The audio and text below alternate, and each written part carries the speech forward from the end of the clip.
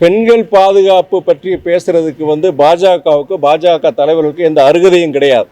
நீங்க national crime records bureau போய் பாருங்க. நீங்க தேசிய குற்றங்களுக்கு உண்டான ஒரு ஆவணம் இருக்கு, அது எவ்ரி இயர் அவங்க இது பண்றாங்க. அதுபடி பார்க்கும் பொழுது குற்றங்கள் அதிகமா பெண்களுக்கு குற்றங்கள் நடக்கிறது, பெண்களுக்கு எதிரான குற்றங்கள் நடக்கிற அதிக மாநிலம் உத்தரப்பிரதேஷ். உத்தரப்பிரதேஷ் கிட்டத்தட்ட கடந்த 3 முறை ஆட்சியில் இருக்கிறது யாரு? அங்க பாஜக தான்.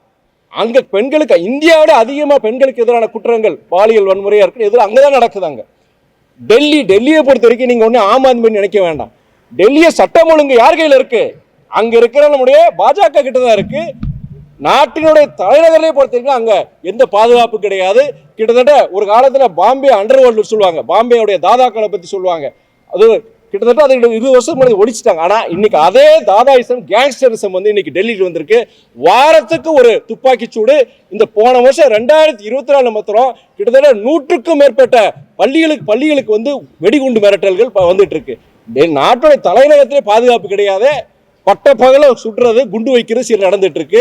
நீங்க சொல்ற பாலியல் வன்முறை பொறுத்த வரைக்கும் உத்தரப்பிரதேஷ் பாஜக ஆளும் உத்தரப்பிரதேச ஜாஸ்தியா இருக்கு. தமிழ்நாட்டில் நடந்தது மிக மோசமான ஒரு தப்பு. அது இனிமே அந்த மாதிரி தப்பு நடக்காத மாதிரி நம்முடைய முன்மாதிரியா அரசு நடவடிக்கை எடுக்கும் நம்பிக்கை இருக்கு. அது சம்பந்தப்பட்ட நபர் தப்பு நடந்து 5 மணி நேரத்துக்குள்ள அவங்க கைது பண்ணியிருக்கிறாங்க.